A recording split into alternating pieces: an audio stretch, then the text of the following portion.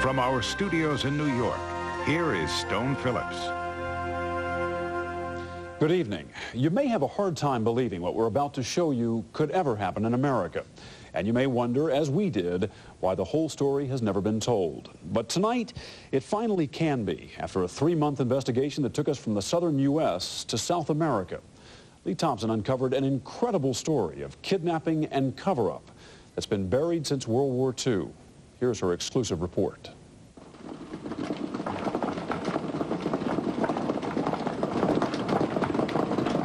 For 50 years, a piece of history has been sealed away here in the stacks of the National Archives. They made me take absolutely all my clothes off. The treatment there was pretty tough.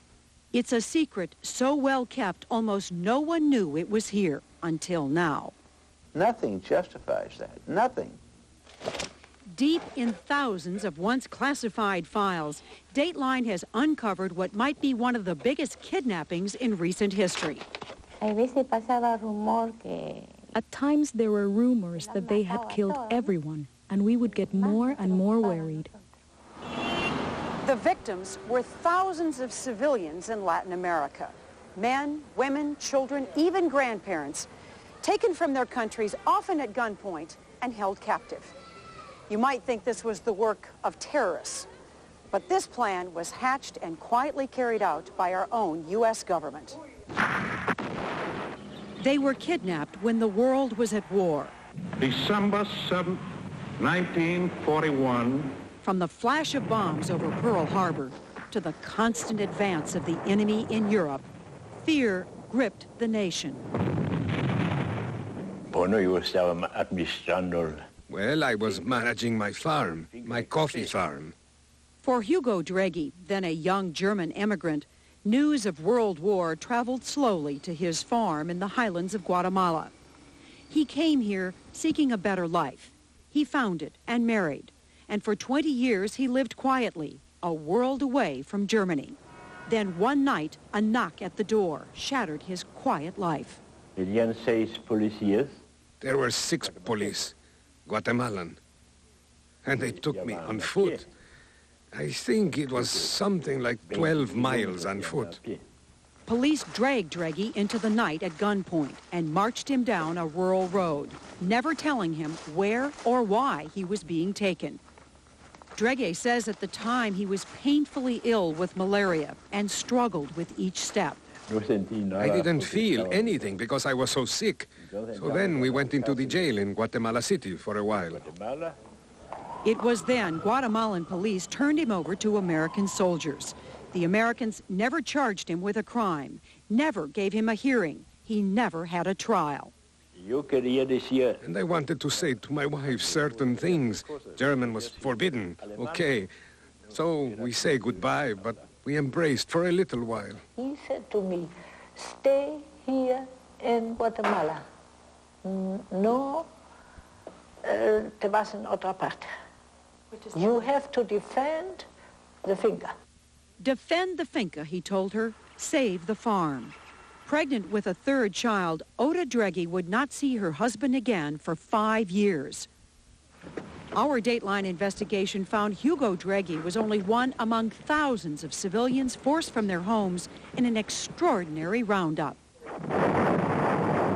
The man in charge, U.S. Army Chief of Staff General George Marshall, who would later be known as the author of the Marshall Plan. Under Marshall's direction, families from 12 Latin American countries, scared and uncertain, were tagged like baggage and taken away as pawns in a political war game. And then they said that they were going to take us on a boat. Dregge says the soldiers strip-searched him 6 times, holding him in darkness below ship's deck for what became a month-long voyage to the United States. Couldn't see day or night. And 6 days later, suddenly, they allowed us to go outside for a while. Just a half hour to see daylight. We were always locked up as if we were bandits. And we no longer spoke among ourselves. Oh, my God. Dateline sorted through hundreds of government files, some declassified for us for the first time.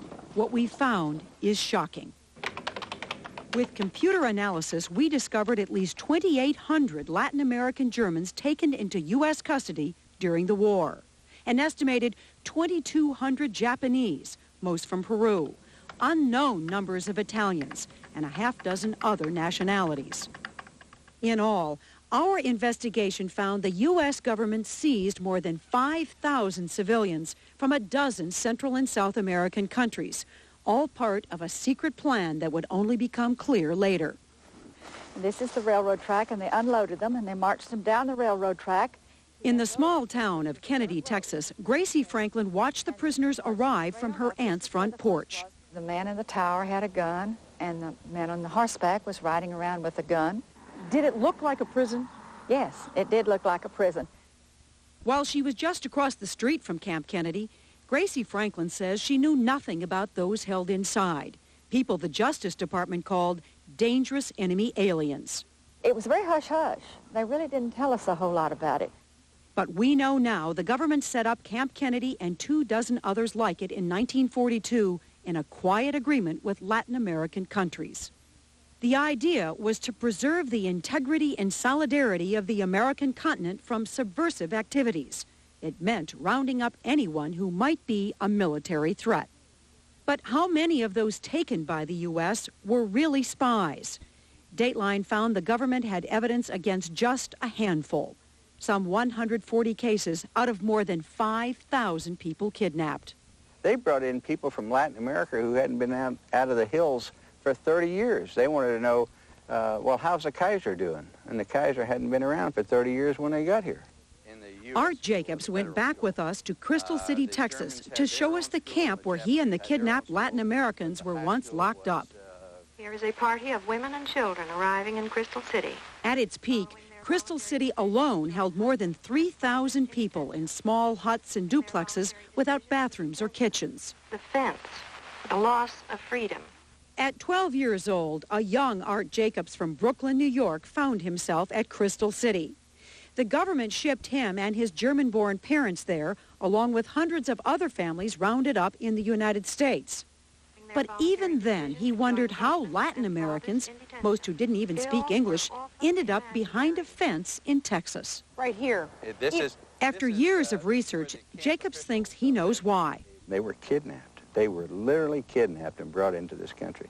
In fact, Department of Justice records obtained by Dateline show that, incredibly, the government knew all along most of the Latin Americans were innocent civilians. The Alien Enemy Control Unit, wrote one Justice Department official, has little information concerning aliens who were brought to the United States from Latin America. Did anyone ever say that you had committed treason? No. No, never. They did not ask. Nor did I do it either. Kishiro Hayashi had lived in Peru for 9 years before the war. He married a native Peruvian, his wife Teresa, and he told us he had nothing to do with politics, the war, or Japan. Were you charged with anything? Nada. No, nothing. There was no accusation. And Dateline found nothing in U.S. government files naming Hayashi as a suspected spy or traitor. So why then were he and others like him rounded up at all? Dateline discovered it was all part of an incredible and elaborate secret plan carried out by General George Marshall. 6 days into the roundup, an order sent in secret code spelled out his plan. These interned nationals, ordered Marshall, are to be used for exchange with interned American civilian nationals. In other words, kidnapped Latin Americans were to be traded for hundreds of American tourists and businessmen trapped behind enemy lines. Did Marshall believe that was the only way to get Americans back from Nazi Germany and Japan? The answer may still be locked away in hundreds of classified files. But Dateline did find this rare film of those Latin Americans about to be traded. They were tagged and loaded on board ships like the SS Gripsholm, always under the watch of armed soldiers.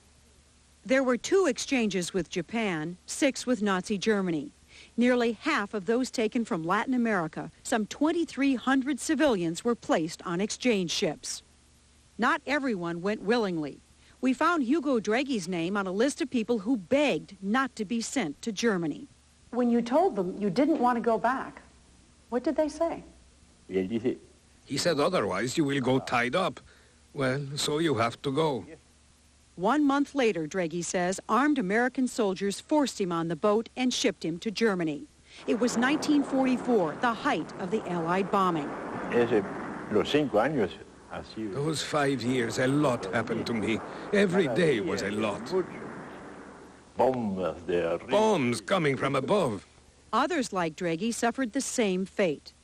Dateline compared just that one list he was on with passenger lists from exchange ships and found more than a half-dozen others sent to Germany against their will.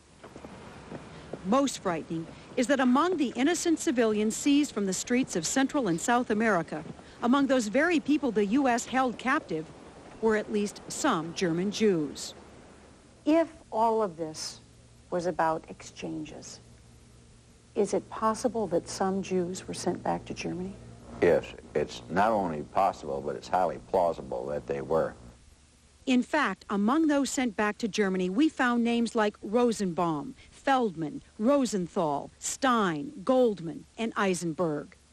Were some of them Jews? Could any of them been sent to their deaths? 50 years later, we don't know. Is this a deep, dark secret of this country? I think so. I think it's deeper and darker than many of us would like to believe. Perhaps that's because at least some in our government found the entire operation embarrassing.